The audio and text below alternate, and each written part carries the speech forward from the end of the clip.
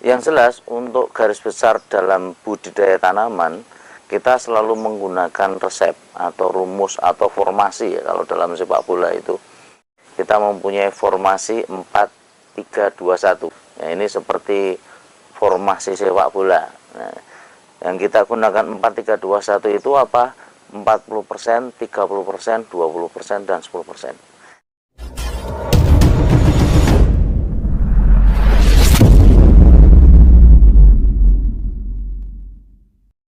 Assalamualaikum warahmatullahi wabarakatuh.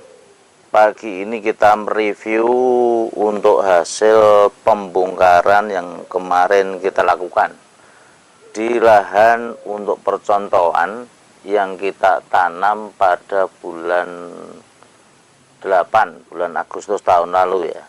Di situ memang kita bikin 1, 2, 3. Ini memang kita bikin lahan untuk contoh, sehingga pada bulan 8 itu kita memang sengaja paksakan untuk tanam walaupun kondisi fermentasi pupuknya belum sempurna. Ini kita review untuk pengalaman kita berdasarkan pengalaman yang ada. Sebenarnya kita sudah tahu dampaknya nanti akan seperti apa ya, cuman karena kemarin kita memang sengaja untuk dibikin contoh ya, contoh bedengan itu seperti apa, karena banyak teman-teman yang kemarin datang ke rumah itu untuk melihat secara langsung bedengan itu seperti apa, sehingga kita contohkan di sini dan kita penanamannya seperti apa, jarak lubang seperti apa, musa pemasangannya seperti apa. Nah, dampaknya dengan adanya olah lahan yang kurang sempurna itu, di sini ada umbi-umbi yang berjamur, ya, berjamur. Rata-rata kulitnya itu busuk dan mengelupas dengan berjamur. Ada yang sudah sampai kering. Nah, ini sehingga ke umbi-umbi jadi coklat semua. Ini karena sudah jamurnya sudah kering ya, sudah kering dan akhirnya bersih juga.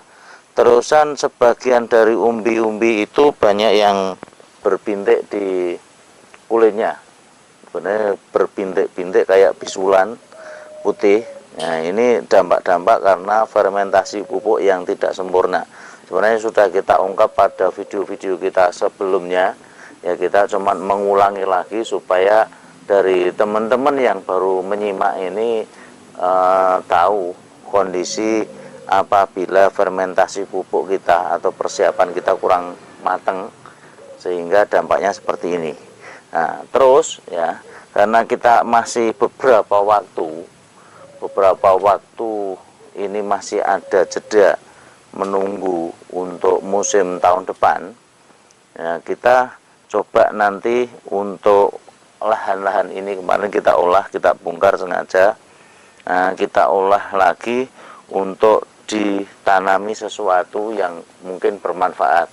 Nah, kebetulan yang saya lirik saat ini ialah tanaman yang musimnya pendek. Musimnya pendek, waktunya itu pendek sekali sudah bisa dipanen. Nah, ini kita coba belajar lagi, menyimak dari beberapa konten di YouTube. Nah, kita mempelajari untuk penanaman bawang merah. Ya, bawang merah. Nah, kita coba karena bawang merah itu usianya cuma 2 bulan, 60 hari. Yang jelas untuk garis besar dalam budidaya tanaman, kita selalu menggunakan resep atau rumus atau formasi ya. Kalau dalam sepak bola itu kita mempunyai formasi 4-3-2-1. Nah, ini seperti formasi sepak bola. Nah, yang kita gunakan 4-3-2-1 itu apa? 40%, 30%, 20%, dan 10%. Nah, ini jurus jitu kita yang kita gunakan dalam budidaya tanaman. 40% yang kita gunakan itu ialah 40% dalam mengolah lahan. Ya. Pengolahan lahan itu ternyata sangat besar sekali manfaatnya, pengaruhnya terhadap tanaman itu sangat menentukan sekali. Penentuan dari hasil olah lahan itu mencapai 40% dari keberhasilan kita dalam budidaya tanaman. Ya, ini olah lahan itu termasuk apa saja? Fermentasi pupuk, persiapan lahan. Nah, lahan-lahan yang memang belum jadi, lahan-lahan yang belum siap untuk ditanam, itu sebaiknya jangan ditanami dulu. Nah, kita coba dibikin dulu setiap olah lahan itu supaya lahan itu menjadi maksimal. Pupuk dasar yang kita gunakan supaya mikroorganismenya banyak itu perlu sangat ditekankan sekali. Terus yang kedua, untuk pH tanah ya, untuk petani saya harapkan nanti semua petani itu mulai alat pH tanah ini harus memiliki ya, karena nanti ini sangat berpengaruh sekali ke depannya nanti di dalam budidaya tanaman. Ini kita coba cek yang di sini. Nah, di sini untuk pH itu menunjukkan 5,5 ya, karena semalam hujan. Di sini secara otomatis air hujan itu akan menurunkan pH. Nah, untuk tanaman sejenis tanaman apapun ini pada dasarnya pH yang sangat dibutuhkan ialah di angka 6 sampai 7. 6 mendekati 7 itu pH yang harus kita buat dulu sebelum kita menanam tanaman. Nah, kalau kita sementara ini belum berhasil menaikkan pH dan kita sudah budidaya tanaman, secara otomatis hasilnya tentunya akan kurang maksimal, berpengaruh kepada hasil. Kembali lagi untuk olah lahan itu pengaruhnya 40% di dalam kita berbudidaya tanaman. Terus yang kedua yakni 30%. 30% yang kita maksud di sini ialah 30% dari pemilihan kualitas tanaman atau mungkin bibitnya seperti apa. Ini berpengaruh sekali terhadap nanti pembudidayaan apapun yang kita tanam, baik porang, bawang merah, jagung, singkong dan sebagainya. Ini pengaruh untuk bibit, kualitas tanaman itu mempengaruhi sampai dengan 30%. Nah, pertama nanti 40% dari olah lahan, yang kedua itu 30% dari pembibitan. Nah, ini perlu dicamkan bibitnya apa, dari mana, kualitasnya seperti apa.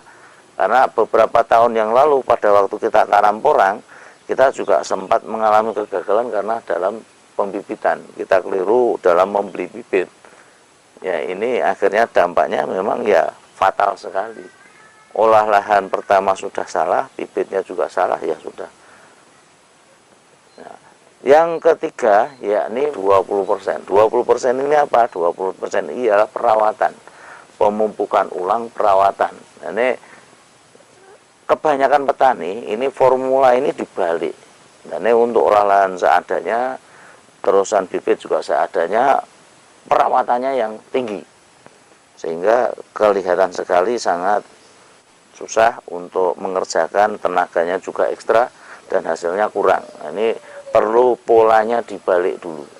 Setiap petani harus mempunyai pH tanah, ini untuk kunci dasar awal.